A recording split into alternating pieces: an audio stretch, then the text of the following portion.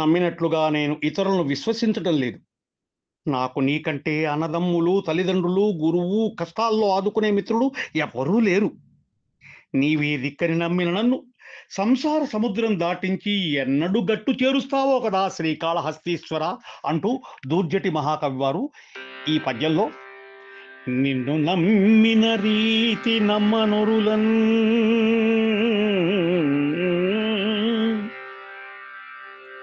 నీకన్న నాకెన్నలేరన్నదమ్ముల్ తల్లిదండ్రులు గురుండా పచ్చకాయుండు నాయన్నా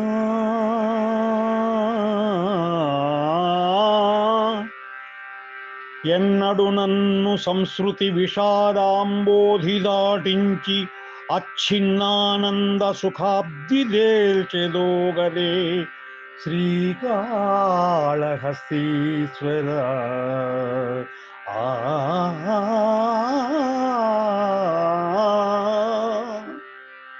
అంటున్నారు.